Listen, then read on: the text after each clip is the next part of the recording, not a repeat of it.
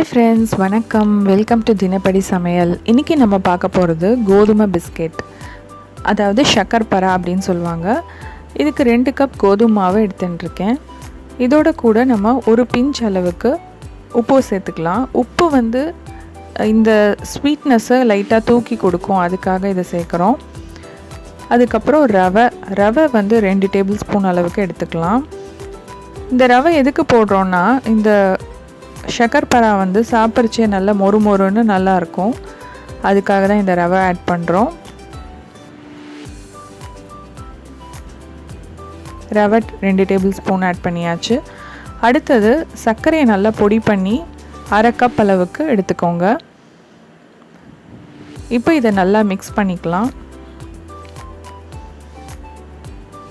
இதோட நம்ம நெய் சேர்த்துக்க போகிறோம். ஒரு 1/4 கப் அளவுக்கு நெய் நான் சேர்த்துக்கிறேன். இதை நம்ம எண்ணெய் ஊற்றி கூட செய்யலாம். ஆனால் நெய் சேர்க்குறப்போ அதோட வாசனை, அதே சமயம் அதோட மொறுமொறுப்பு தன்மை ஜாஸ்தியாக இருக்குது.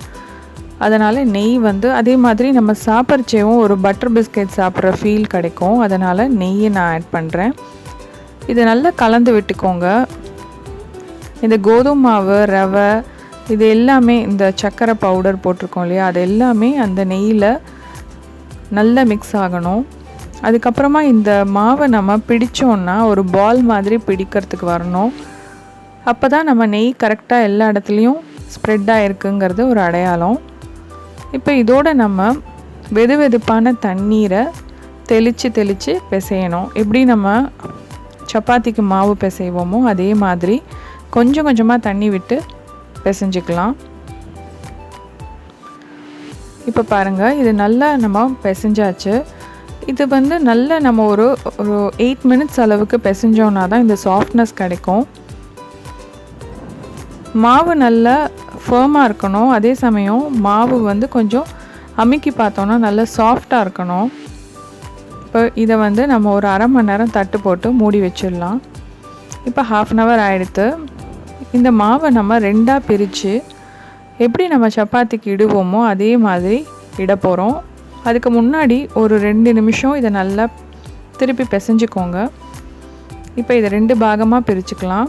முதல் பாகம் எடுத்து அதே மாதிரி சப்பாத்தி கல்லில் நல்லா பிசைஞ்சிட்டு நம்ம இட ஆரம்பிக்கலாம். முதல்ல கல்லில் கொஞ்சமாக மாவு தூவிக்கலாம் ஒட்டாமல் இருக்கிறதுக்கு. அதுக்கப்புறமா மாவு தூவ வேண்டாம். ரொம்ப மாவு தூவினோன்னா பிஸ்கெட்ஸ் ரொம்ப ஹார்டாகிடும். இப்போது இதை எப்படின்னா, ரொம்ப தின்னாகவும் இடக்கூடாது, அதே சமயம் ரொம்ப தடியாகவும் இடக்கூடாது. மீடியம் திக்னஸில் இது இருக்கணும். அந்த மாதிரி இட்டுட்டு நம்ம இந்த மாதிரி என்னென்ன ஷேப் வேணுமோ, டைமண்டாவோ இல்லை ஸ்கொயராகவோ கட் பண்ணிக்கலாம். நான் இன்றைக்கி ஸ்கொயராக தான் கட் பண்ணுறேன். இந்த ஷக்கர்பரா நம்ம கோதுமையிலையும் பண்ணி சாப்பிட்லாம், இல்லை மைதா மாவுலேயும் பண்ணி சாப்பிட்லாம். பட் மைதாவை விட இந்த மாதிரி கோதுமையில் பண்ணி சாப்பிட்றச்சே இது நல்ல ஒரு ஹெல்த்தியான ஒரு ஸ்நாக்காக இருக்கும். இப்போது இந்த மாதிரி நான் ஒரு பேட்சில் மாவு பிசைஞ்சதை சின்னதாக பீஸாக கட் பண்ணி எடுத்து வச்சுட்டுருக்கேன். அதே சமயம் சைடில் ஒரு ஃப்ரையிங் பேனில் எண்ணெய் வச்சுருக்கேன். இப்போது ஒன்றா போடலாம். இப்போ பாருங்கள், எண்ணெய் லோலேருந்து மீடியம் ஃப்ளேமில் தான் இருக்கணும். ரொம்ப ஹை ஃப்ளேமில் வச்சிங்கன்னா வெளியில் சீக்கிரமாக ப்ரௌன் ஆகிடும், ஆனால் உள்ளே வேகாமல் போயிடும். அதனால் லோலேருந்து மீடியம் ஃப்ளேம்குள்ளே வச்சு நம்ம ஒவ்வொரு பேட்சாக இதை பொரித்து எடுத்துடலாம். கொஞ்சம் ஸ்லோவாக தான் பொரியும்.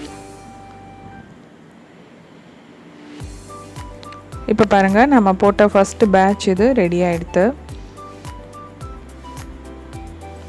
அவ்வளோதான் ஃப்ரெண்ட்ஸ், நம்மளோட வீட் பிஸ்கெட்ஸ், அதாவது ஆட்டா ஷக்கர்பரா ரொம்ப ஈஸியாக ரெடி ஆகிடுது. இதை நீங்கள் எடுத்து நம்ம ஒரு டப்பாவில் ஏர்டைட் கண்டெய்னரில் போட்டு வச்சோன்னா கிட்டத்தட்ட 1 வாரத்துலேருந்து 10 நாள் வரைக்கும் ஃப்ரெஷ்னஸ் இருக்கும். நல்லா க்ரன்ச்சியாக இருக்கும். அடிக்கடி நமக்கு ஸ்நாக்ஸ் தேவைப்படும் போது இந்த மாதிரி ஒரு ஹெல்த்தி ஆப்ஷனில் நம்ம இதை பண்ணி சாப்பிடலாம். ஓகே ஃப்ரெண்ட்ஸ், நீங்களும் இதை பண்ணி பார்த்துட்டு எப்படி இருக்குன்னு சொல்லுங்கள். தினப்படி சமையல் சேனல் பிடிச்சிருந்துன்னா சப்ஸ்கிரைப் பண்ண மறந்துடாதீங்க. உங்கள் ஃப்ரெண்ட்ஸ்க்கு எல்லாம் ஷேர் பண்ணுங்கள். இன்னொரு இன்ட்ரெஸ்டிங் ரெசிபியில் நான் உங்களை சந்திக்கிறேன். Take care.